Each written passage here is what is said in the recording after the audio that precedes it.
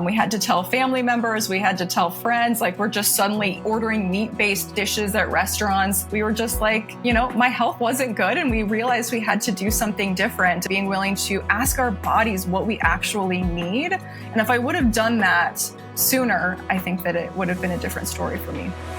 In a world obsessed with convenience and quick fixes, I'm approaching wellness differently. After healing from chronic illness by overhauling my entire life, I'm now on a mission to help women like me to thrive and not just survive.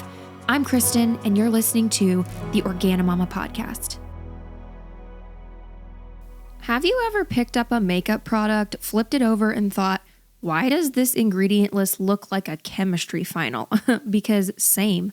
I used to spend hours online trying to figure out if a product was actually non-toxic or just greenwashed with pretty packaging, and it was exhausting.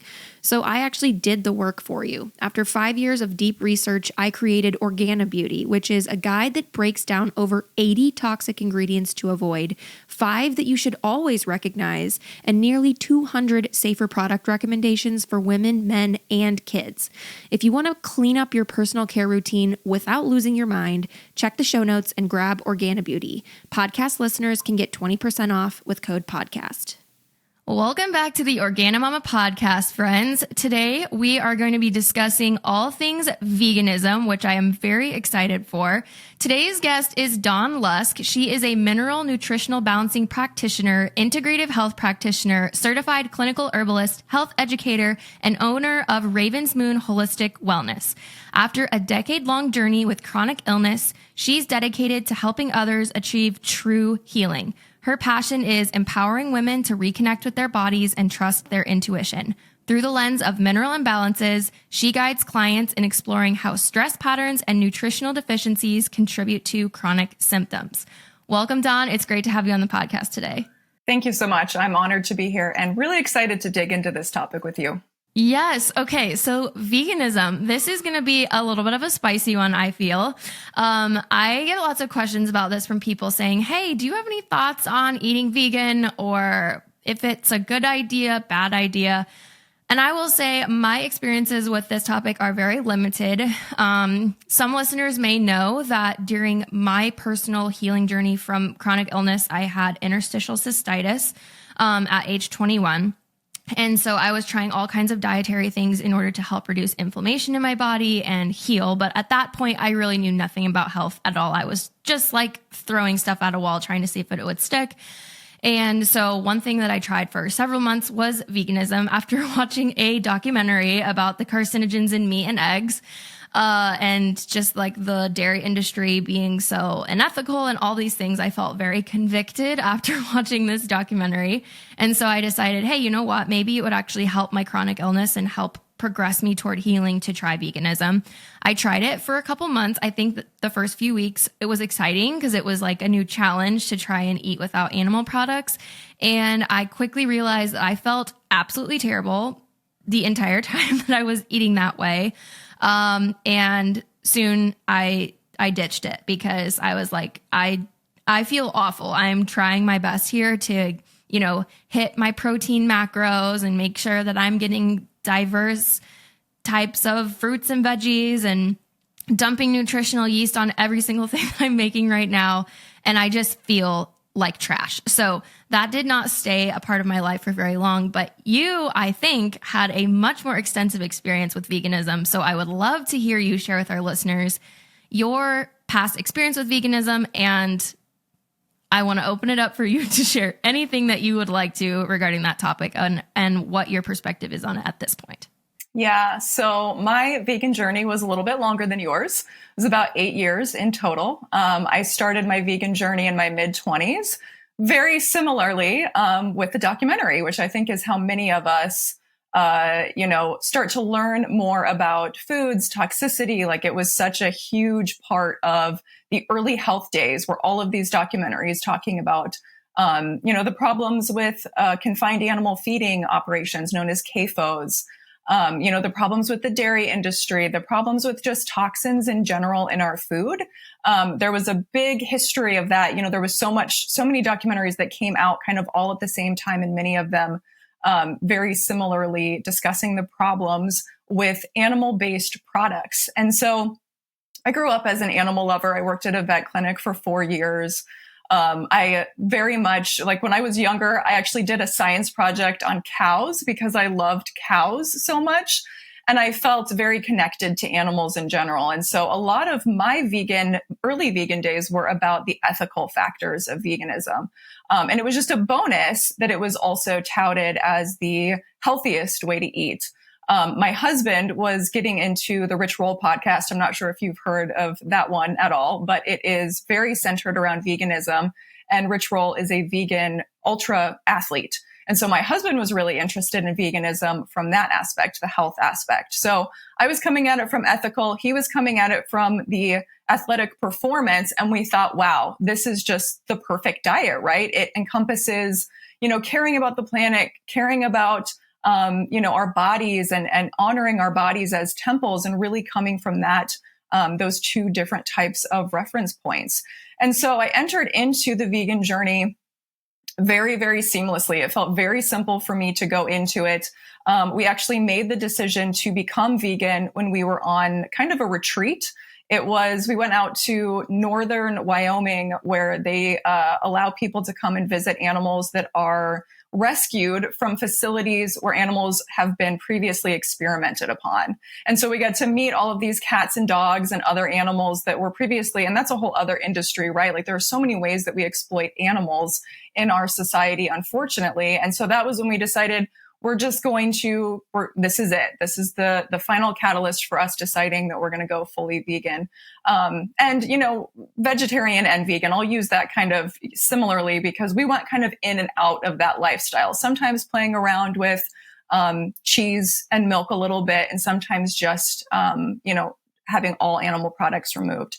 So eating a lot of smoothies, eating a lot of raw foods. And in the beginning, it was really great for me. And I want to emphasize the point that for some people, for a very short period of time, if they're working on certain health conditions, I think that there can be benefits to a vegan diet. For myself, I had a long history of acid reflux disease. And so acid reflux disease is a very interesting condition in that if you don't have enough stomach acid, it's very hard for you to break down meat products.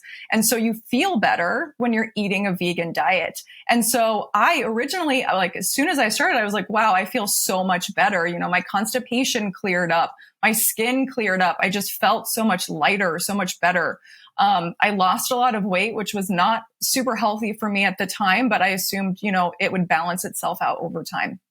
So in the beginning, first 6 months to a year, it was really great. And we saw a lot of health strides. My husband was, doing a lot of running, doing a lot of working out, and we were totally into the lifestyle. And that's what it is. It really becomes an identity.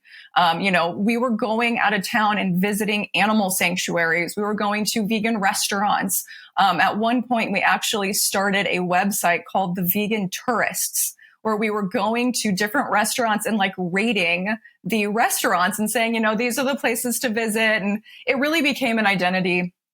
Our families didn't understand. Our families weren't on board. We both, we live in Nebraska. We live in the Midwest. This is not a popular type of lifestyle. So we were really going against everything in our family, and we were trying to influence them to stop eating meat. We were, giving all of the facts, talking about all the health benefits and all the ways you're going to save the planet. And we were I tell you all of this to tell you, I was 100% all in on this lifestyle. And and so it became our identity. And I think that because it was our identity, it's why we stuck with it for so long. We thought, anything that was, not where our health was not feeling that great, we would fill that in with, this is just part of it. Maybe we have to sacrifice ourselves a little bit in order to save the planet or to save the cows or whatever, at the expense of ourselves. We continued with the lifestyle much longer than we probably should have from a health standpoint. So over the years, my health started to decline slowly. It was a very, very slow transition. And the other important point is I went into this already unhealthy, a history of acid reflux disease. I was on antibiotics for 10 years because of acne, which is insane, never, ever, ever should have happened. And, totally destroyed my gut health. So I was already going into it from a place of not being super well. And I think that's another reason why the symptoms of not feeling so great didn't catch up with me immediately. So anyway, over the years, I started to experience slow health declines. My husband and I decided during this time to try to get pregnant. When I was actually like at my most depleted and weakest, we were deciding this is the time to start having children. And it may not be surprising. We tried for 5 years and I was infertile. I was not able to get pregnant. And I went to the doctors. They were okay with me being a vegan, but they told me I needed to eat more because I was underweight. And there were no reasons. It was unexplained infertility.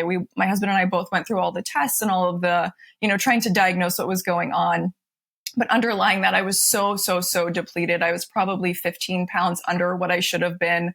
And it was a time in my life, like I was not getting sleep. I had like insomnia that was really, really intense and, just super fatigued, struggling to get out of bed in the morning. And it was a time in my life where I consider myself to have been the least healthy, the least vibrant. And looking back on it now as a practitioner in this world of nutrition, it is no mystery to me why I struggled with infertility, why I was feeling the way that I was, because literally everything that happens in your body depends on nutrients. And unfortunately, in the vegan diet, there is no emphasis on amino acids. We're told that as long as we combine beans and rice, we'll get a perfect we'll have the perfect building blocks and the amount of protein that we need. And there's such an underemphasis on amino acids and protein in general. I remember we went to a vegan restaurant in Minnesota and I bought a shirt that said, I've got 99 problems and protein ain't one. And now I'm like, I've got 99 problems and they're all protein. Every one of my problems is related to protein. And I was one of those, I was like a virtue signaler. Like I wanted everybody to be on board with what I was doing. I wanted everybody to buy into what I was doing. And I was very deeply embedded in that lifestyle. And it got more intense as time went on. Being in that world for 8 years, I actually dug my heels in more over time. And I considered myself to be doing it the right way. I was eating whole foods. I ate very few of the fake meats and the soy-based products. I didn't do a lot of soy. But when I look back, like my diet, I was eating so much fruit, just overall so many carbohydrates. And I think that is the trap that we get in as vegans because we have so little that is available to us. If you're not eating meat and you're not eating dairy, plants are really all that you can do, plants and grains. And so you end up overdoing the grains, you end up overdoing the plants. You're not ever getting enough fat. You're not ever getting enough protein.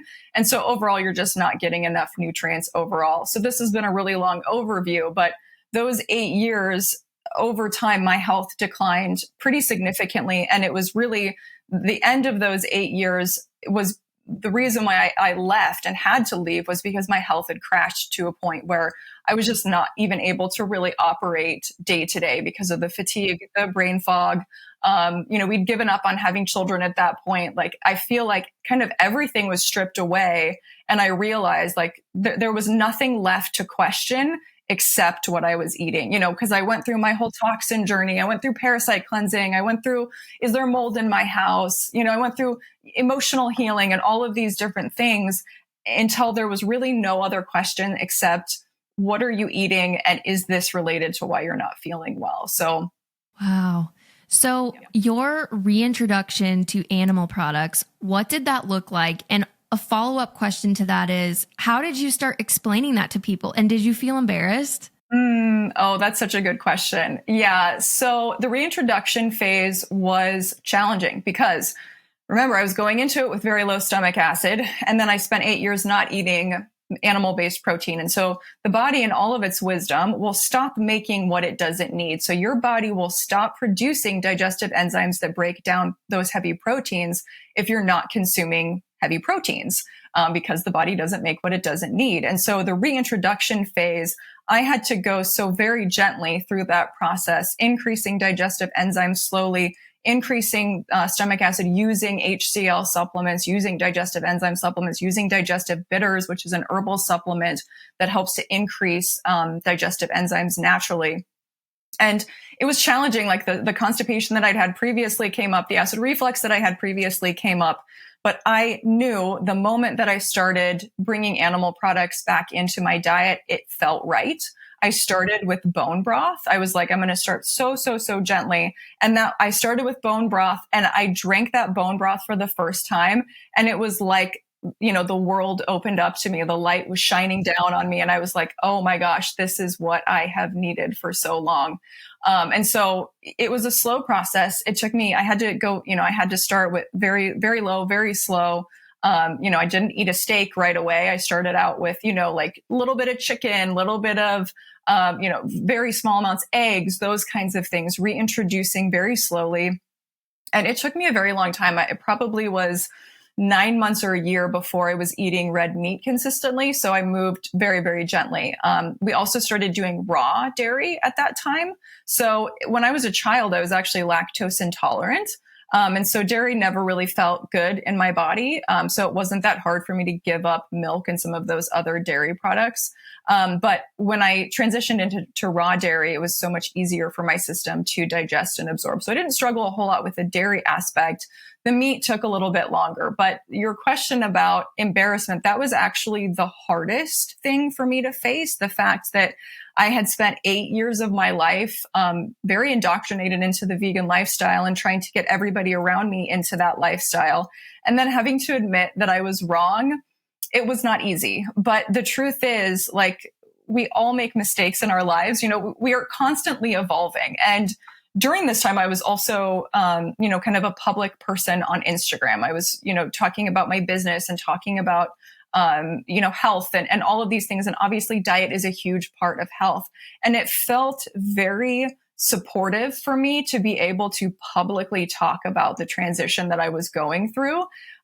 Because I had been vegetarian, vegan for so long, and explaining, I've evolved and realized my mistake. And now I'm doing this and I'm feeling so much better. And I'm, sharing with the people who are following me about this journey.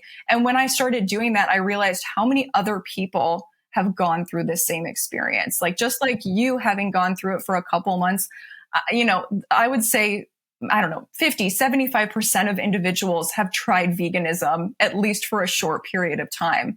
And, not necessarily to the point of 8 years where I was at, but we all believe that the journey that we're on is right, or we wouldn't be on it. And so as we evolve and new information, like, we have to be open and willing to not live in black and white. And that is one of the difficult things, I think, especially in the holistic health world. We make a decision, it's black and white, it's yes or no, it's right or wrong. And we ultimately live in shades of gray, and nothing is, we don't live in a vacuum, and nothing is 100% right for someone or 100% wrong for someone. And we have to be open and willing to change our minds, and we have to be willing to grow. I think that willingness to grow is what makes us human and open to new ideas, and our ability to expand and evolve is having open, real, raw conversations about things like veganism, even when it's challenging and it's hard. And the other thing I'll say is, the catalyst obviously was my own health, but there was someone on Instagram that I deeply, deeply respected who had just gone through this journey. Amber Magnolia Hill of the Mythic Medicine podcast.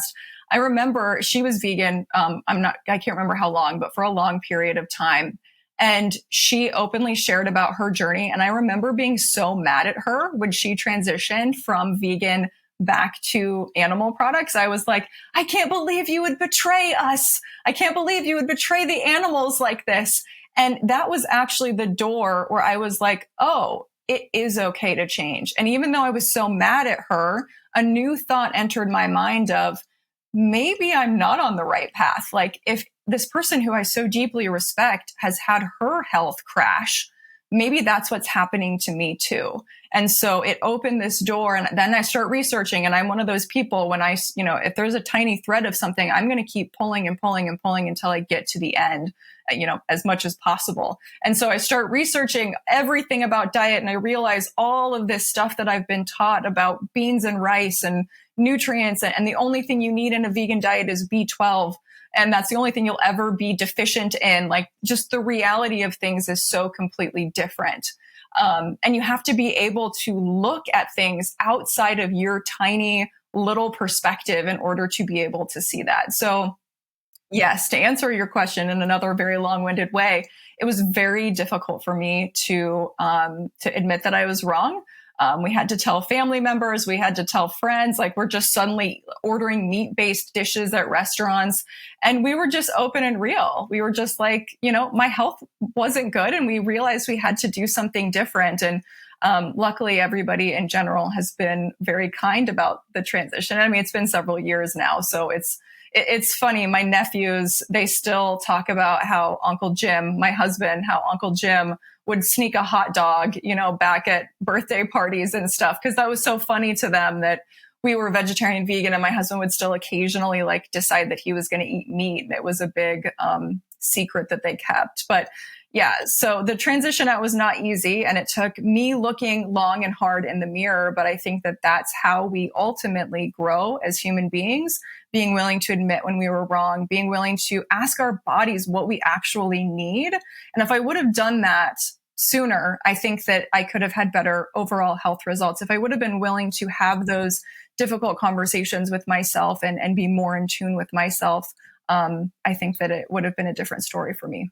I think that's such a good lesson, literally, for anyone, no matter what kind of scenario they're in life. Like, we get on these soapboxes about whatever issue that we get jazzed about, and then I think it's just helpful for people to recognize it's okay to change your mind, and it's okay to backtrack and say, I was wrong about this. And I think that you're just exemplifying such a good example of this, of like, you realize this decision was not serving you. And in the end, it was the right thing to backtrack and say, like, I didn't have it right. And that's okay. And I think a lot of times in our culture currently, their identity becomes so intertwined with whatever choice they've made or whatever they've spoken out about, that they feel like, I could never go back on that because that's all people associate me with. And I think you're just such a great example of saying, like, no, you can.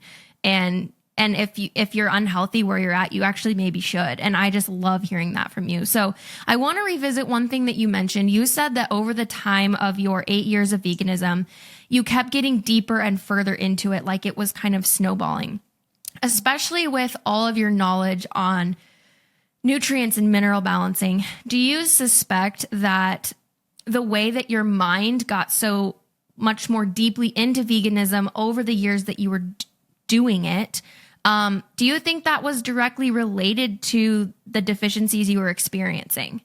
Yeah, absolutely. Yeah. So as I've learned more about mineral patterns and minerals in general, so much of our nervous system is reflected in our underlying nutritional availability. Nothing happens in the nervous system without nutrients. So we need not just amino acids, we need minerals, we need vitamins for neurotransmitters, like for our ability to show up in an emotionally healthy way. We need nutrients, and minerals, are such an important piece of that. And there are different, very interesting mineral patterns that are reflected through, utilizing something like hair tissue mineral analysis. Coming out of my vegetarian life, that was when I was introduced to HTMA testing, and I realized I had my first test, and I was in what's called a 4 lows pattern. And 4 lows pattern it's the one that everybody fears. It's the pattern that shows the level, like the deepest levels of depletion. It's talked about as like the end of life pattern even. And of course there's a spectrum to that. So like, I don't want anybody to be afraid if they're in a 4 lows pattern, because there are so many other variables to that. But for myself, it made so much sense to me, the level of nutrient depletion. So less nutrients, less minerals means less energy. Less energy means that you can't operate in the world day to day. You can't synthesize information. You can't respond appropriately. You don't have like a stable emotional state to be able to move through the world in a healthy way. And so realizing I was in this 4 lows pattern, I think it's likely I probably entered my veganism in a four lows pattern, and I believe it got worse over time. So the less nutrients and minerals that we have, again, the less that we're able to show up, and the less energy we can bring to like changing ideas and changing our mind and evolving. And so, I view it, I'm so thankful that I was able to, that I saw other examples of individuals who were moving out of these patterns of behavior, because that's what opened the door for me being curious enough. And that's what it takes, having curiosity about our own selves. Instead of putting ourselves in a box, like I'm a vegan, I'll always be a vegan. I have to maintain, these are the things I have to do. This is the way I have to show up in the world. So anyway, that four lows pattern, I think, is what set me up for very low energy levels, to the point where I wasn't able to be curious with myself. I wasn't able to ask those deeper questions, because I ultimately didn't have the energy really to do much in my life overall. Less calcium, magnesium, sodium, and potassium, you're not going to be able to, your thyroid is not going to be able to respond to stressors. Your adrenals are not going to be able to respond to stressors. You're going to have very big blood sugar imbalances, which is another huge problem for vegan and vegetarians, because we need protein in order to stabilize our blood sugar levels. And so we end up in a heightened state, what's called sympathetic dominance. We end up in a nervous system state of constant hypervigilance, where our minds are constantly active and our bodies have no energy. So that was one of the other patterns that showed up on my HTMA, sympathetic dominance, not able to regulate myself, not enough energy to do day-to-day tasks, but able to think and think and think and think all the time, constantly hyper vigilant about everything that's happening around me, and being very angry. That's another thing that comes up. Less energy means more pressure, more intensity that we're feeling on ourselves. And so it was a really bad place to be in, going through all of that. But again, it was the door and the catalyst for me to be able to observe my own behavior and realize that things absolutely had to change if I wanted to be able to be healthy and vibrant in the future. And the journey since then has been very difficult, like repleting your minerals when they are so depleted. It doesn't just affect your body, it affects your mind, it affects your spirit. It affects everything about how you show up in the world. And it's been a hard process, but it's also been one where today I can say I'm the healthiest that I've ever been. I'm the most in tune with myself that I've ever been. I'm so thankful that I, had the ability, even in my most depleted state, to see the cracks that were forming in my own health and in my own life. So I can't remember what the original question was, but hopefully I answered it. No, that was great. Hey, bestie, if you're pregnant, postpartum, or you just brought a brand new human into your house, this is for you. Indoor air can be up to 100 times more polluted than outdoor air, which I did not know until we lost our first home to mold. Since then, air quality has been a non-negotiable for our family. We use Air Doctor purifiers because they're low EMF, super quiet, and they filter dust, mold, pollen, pet dander, smoke, VOCs, and 99.97% of flu and COVID viruses. Basically, it's one less thing for your postpartum brain to worry about. Check the show notes and get up to $300 off Air Doctor. Protecting your baby starts with the air they breathe. It's really fascinating to me that you mentioned anger, because one of the observations I've made, and obviously I can't say that this is true across the board, but one of the observations I've made through my own Instagram platform is sometimes I take a stance on different dietary approaches, just sharing where I'm at personally and where my thoughts are at personally. And I have spoken out kind of on my platform about two different ways of eating, one being veganism and one in terms of long-term sustainability, I guess. One would be veganism and one would actually be the carnivore diet, because I've done a lot of research recently on the importance of fiber.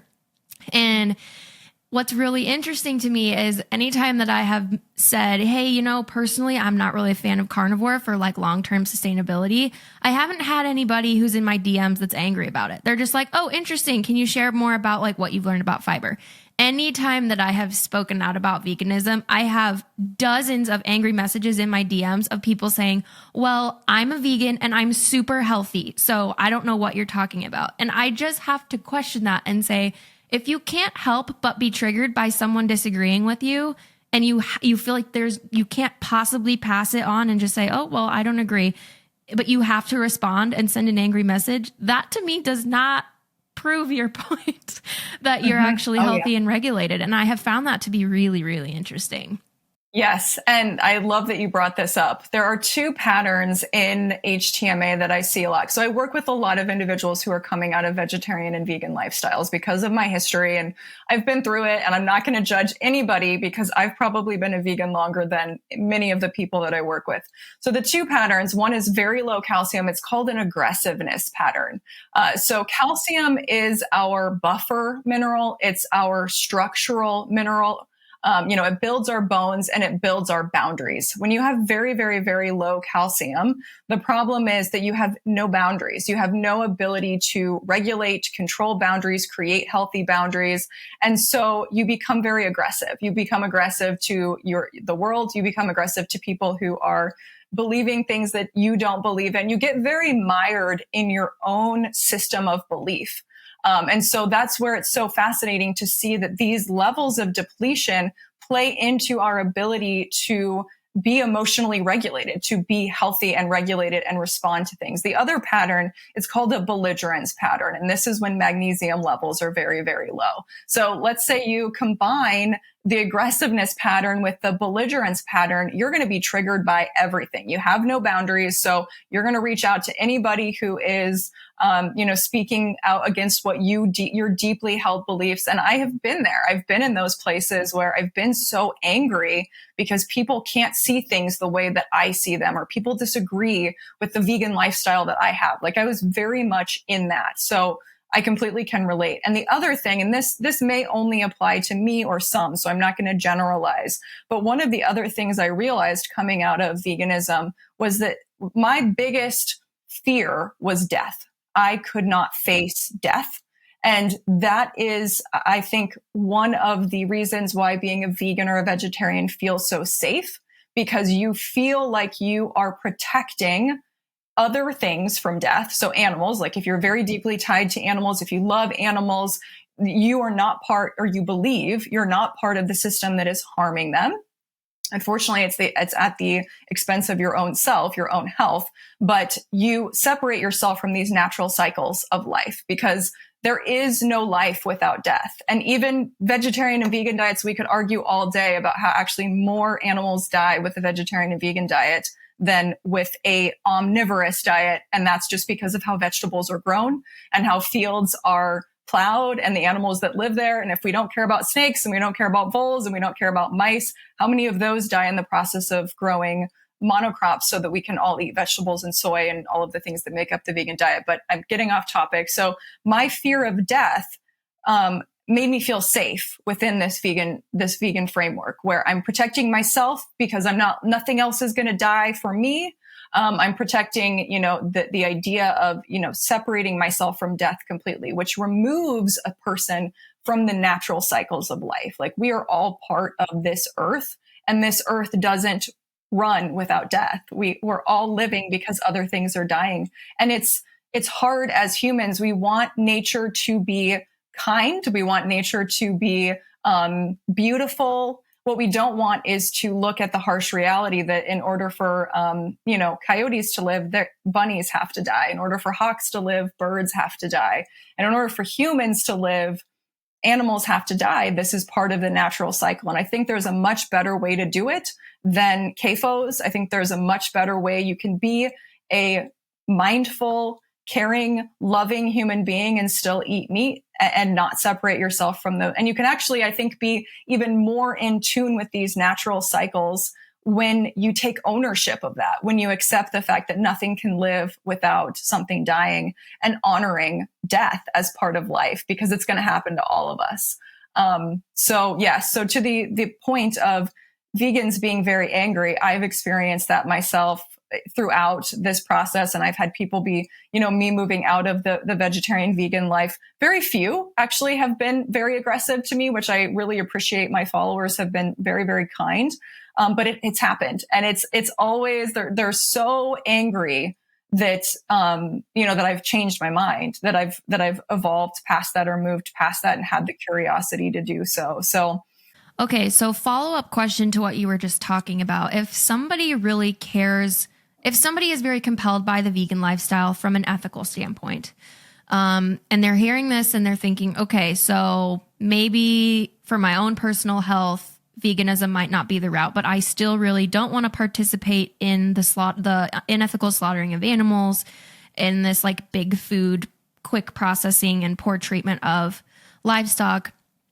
What are some decisions that an average person can make that honors the life cycle of animals in a better way without financially contributing to all of the corruption that's in the meat industry? Yeah, absolutely. And this is the life that I am striving to live, one that is mindful, caring, and aware of the food that I put in my body, because nothing matters more than the quality of the food you're putting in your body from every standpoint. So I think the best thing that individuals can do is get to know their farmer. And this may seem difficult if you're living in an inner city, but I will tell you there are resources out there all across the country to connect people with farmers who are doing this the right way. There is a term, and it's called animal husbandry. This used to exist. This was a thing that existed a long time ago, where farmers were so in tune with the land, where they were so in tune with their animals, and they loved their animals. Their animals were cared for. They lived their animal lives out the way that they're supposed to. And in the end, the worst day of their lives was the day that they died. But in that, they were giving life to so many people. And that's the way that we need to view this way of honoring, accepting that this is part of the reality of being a human being on this planet, but connecting with farmers. And so one of the ways to do this would be going to a local farmers market. You go to a local farmers market, you are going to find a farmer. There's always a farmer who has meat, and you can do this in a budget friendly way. You can you can share, you can do like a cow share, you can do a pig share, you can get a big freezer and you can fill it. And this is actually going to be healthier than any other way to eat meat, because you're going to eat in a nose to tail way. If you get a quarter of a cow or a half of a cow or a full cow to feed like a large family, you're going to be getting cuts of meat that normally you don't get, and it's going to save you money. So there's a way to do it in a budget friendly way. From a dairy standpoint, there's a great website. I believe, I think it's just rawdairy.com or rawdairy.org. You can find farms locally. And this is another thing where there's a lot more out there than you might expect. And there are Facebook groups. That's another great way, finding local, healthy food groups where, people, like one person a week will go out to the farm and pick up the milk, and then you meet that person and pick that milk up. Like, there are so many resources out there to connect people with these farmers. And there are websites. So if you have the financial ability and all of that is not possible for you, meeting the farmer, those kinds of things, you can have it shipped. That's one of the amazing things about the planet now. Like, there's so many great farms, like Apsey Farms. That's one of my favorites. They ship, I think, everywhere in the country. So you can get meat and you can watch. And that was one of the first farms that I started watching when I left the vegan life. And I saw the way that they were treating their animals and the way that they were loving their animals and the way that they were so naturally in tune, like crop rotation. So putting your animal on the land, and it heals the land. So we can heal the land by putting animals on the land, because animals are supposed to, in this cyclical way. You can't have animals just grazing forever. You have to move them, and then you put your crops in that area, and the manure is the fertilizer. And it's just these cycles that humans back in the day had to be connected to in order to survive. We've just disconnected ourselves so much from that. But meeting a farmer, like, you're going to feel so much better. Like, maybe even it might be hard in the beginning, like meeting the cow that you might, that might end up being yours, and forming some sort of spiritual type of relationship, or whatever you want to call it. So there's so many different ways that we can connect. And I think that with farmers, meeting locally, getting on Facebook, local Facebook groups, or just having it shipped to your house, I think are some of the best ways to do that. That's great. Can you touch briefly, I know you mentioned this earlier, can you touch a little bit more on raw dairy and its benefits and safety? Yeah. So this is another really good topic. And so I don't know the statistics, but more people have died drinking pasteurized dairy than have died drinking raw dairy. So those statistics are out there. And I think that where you can find that is, again, like rawdairy.org. So raw dairy, again, this is the way that milk used to be. Pasteurization did not exist back in the day. People milked their cows and they drank their milk. There was no need to heat it up. The way that dairy is made now in a conventional way, it has to be pasteurized. You would not be safe to drink the dairy that is being pasteurized. That dairy would not be safe because it's raised in such a way, and the health of the animals is a concern, and the cleanliness of the animals is a concern. So that pasteurization process does protect you from what you might be exposed to when animals are raised in a large CAFO type of situation. Now, when we look at raw dairy, I have a local farmer. I live out in the country just outside of Omaha, Nebraska. And I have a farmer who has, I think, 3 cows. She has 3 cows. And she milks her 3 cows, and she tests she tests her milk for bacteria. Nothing ever comes up. So she has very rigorous standards that she's held to, because raw dairy is held to an extremely high standard so that it doesn't cause illness in individuals.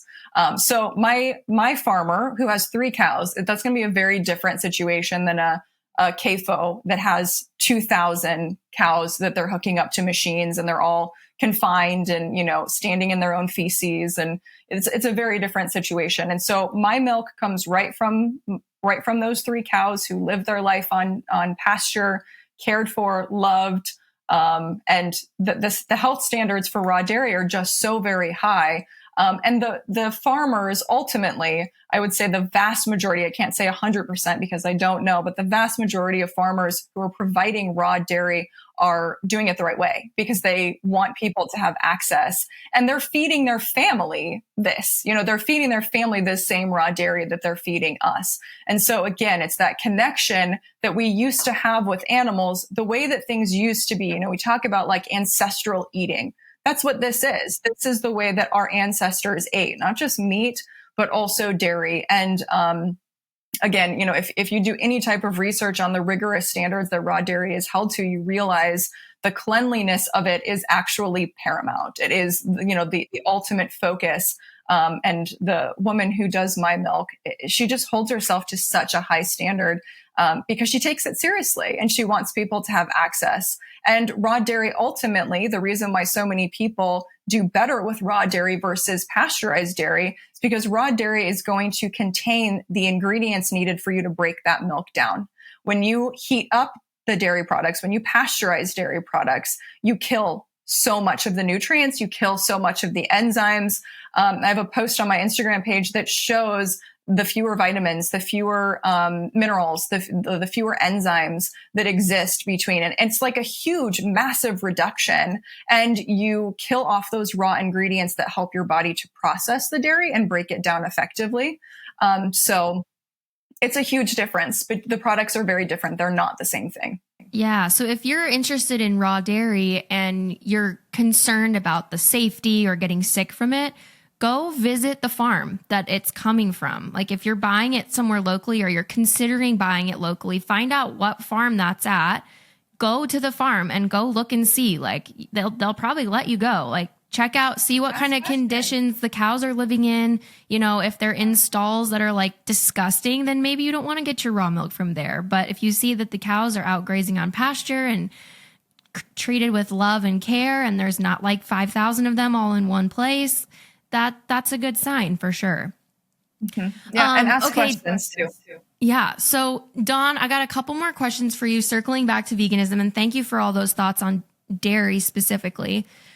So you're currently in your practice that you are dealing with people that are working through nutritional and mineral deficiencies, and you're helping them to heal from those things, right? Would you say, from your own experience, is it possible for someone to be a lifelong vegan and really be thriving from a health standpoint? So that's a really good question. And there's no way for me to answer that for every single person, but I can say from the individuals that I've worked with and from my own health experience, long-term veganism eventually will crash your health. You will end up depleted at some point. And, there's differences here. Some people can go much longer than other people. And a lot of it is going to be related to what you received at birth, your nutritional status at birth. So we inherit our mother's minerals. So our mothers give between 10 to 15% of their minerals. That's what we receive at birth.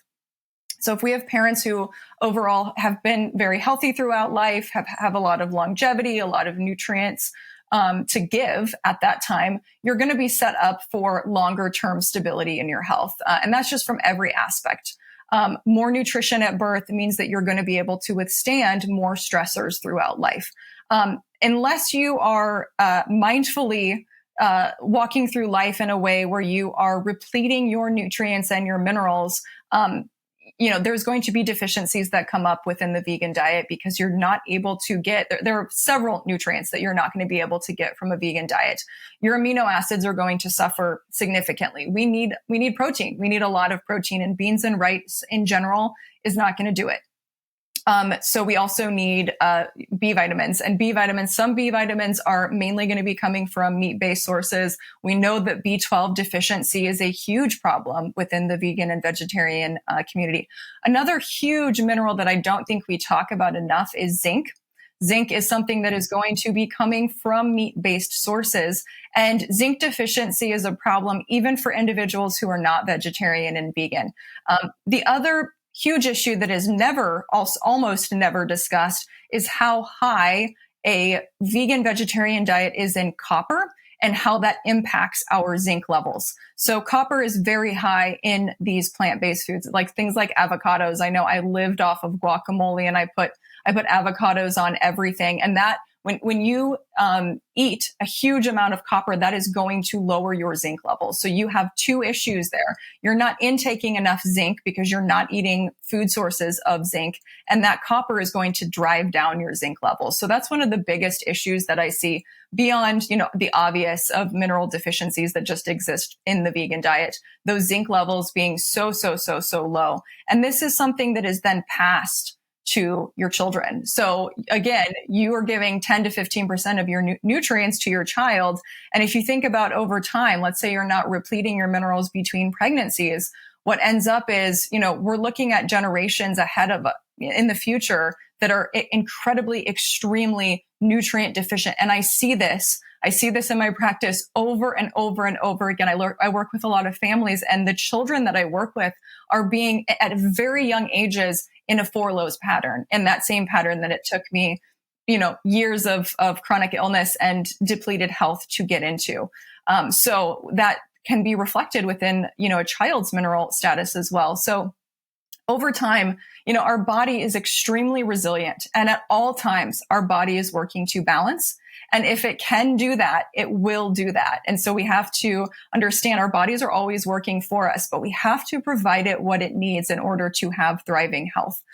So I think that there are ways in a vegetarian or vegan diet where you can supplement to fill in some of those blanks, and that you may have better results in a longer term scenario if you're very mindfully supplementing and tracking. But in my opinion and in my experience, long-term health does not exist inside of a vegetarian or vegan diet. Okay. And follow-up question to that. Give us your honest thoughts here. Do you think that veganism is an eating disorder?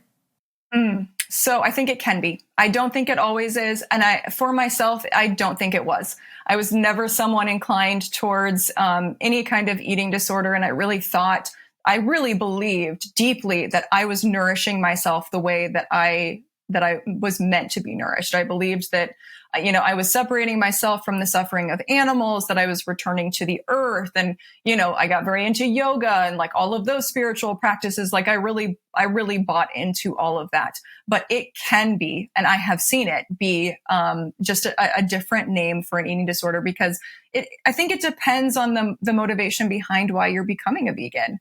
So if you go into it strictly from the health aspect, I think that's where you can get into trouble. Like if your main thing is like you want to cut calories or you want to lose weight, I think that is where you get into trouble. You can call it a vegan diet and then you can eat like a bird, You can get very few calories and be like, oh, well, I ate some seeds, I ate some nuts, I ate some beans, and I'm good to go.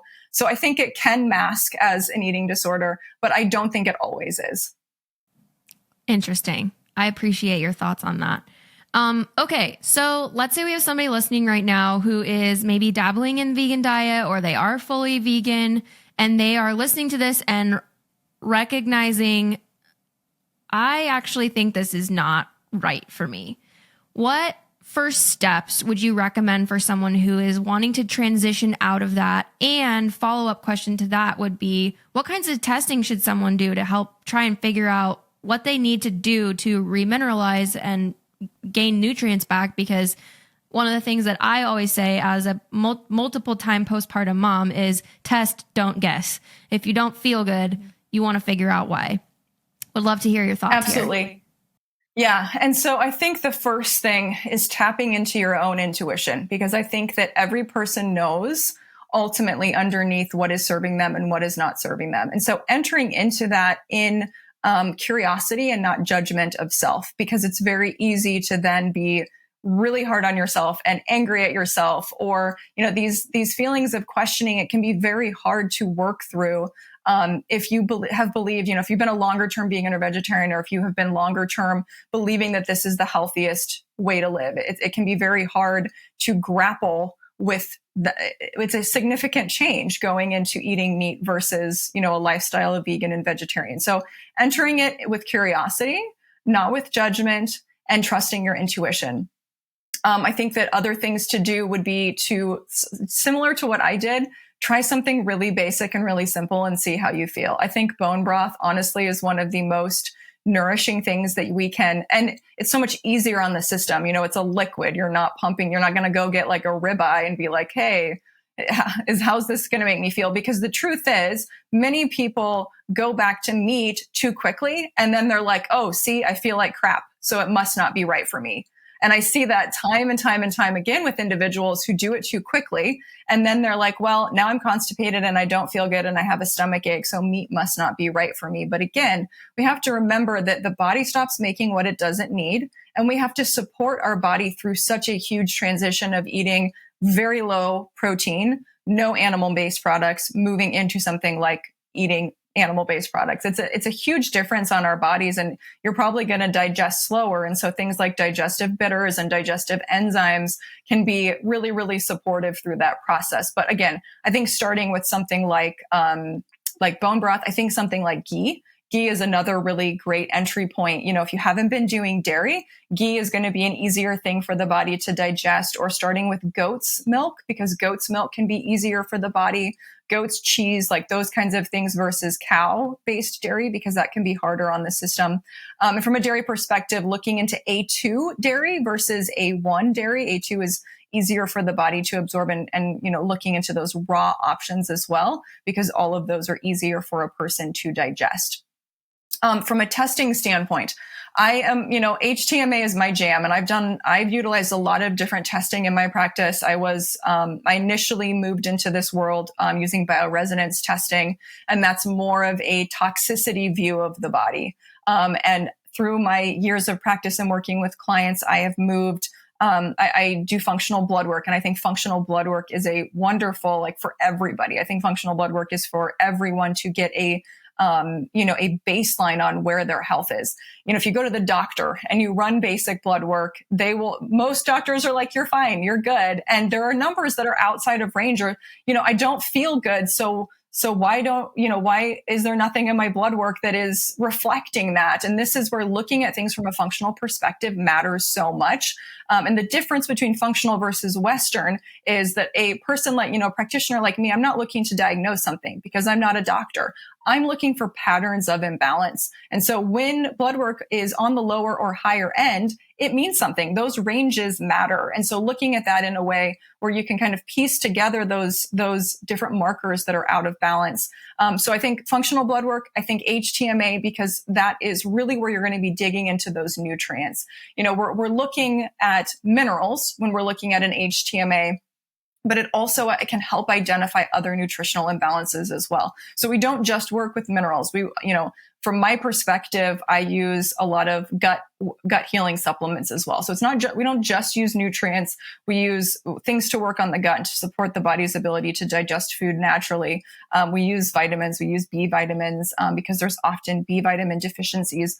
Zinc, those are the big nutrients that we use to help support that repletion. So, I think functional blood work is for everybody. And then I think HTMA, I think also probably for everybody, but especially for individuals who have had any kind of nutrient repletion of any kind, like even after pregnancy, something like HTMA can be really supportive just to help a mother replenish herself post-pregnancy. Yeah, that's great. So, Dawn, where can people find you online and where can they find info about your testing options through your practice? Yes. So I am Ravens Moon Holistic Wellness. That's my website, ravensmoonholisticwellness.com. I'm at ravens_moon_holistic_wellness. And I'm only on Instagram. I'm not on Facebook. I can't juggle between those two. So just Instagram, my website, all of my information is there. But I have so much information on my Instagram page. I talk through what HTMA is. I share more about all the minerals, and I have a highlight called Not Vegan for anybody who wants to look more at that vegan journey. I dive more into everything we've talked about here today. So that's where to find me. Awesome. Well, Dawn, thank you so much for spilling all of your vegan secrets.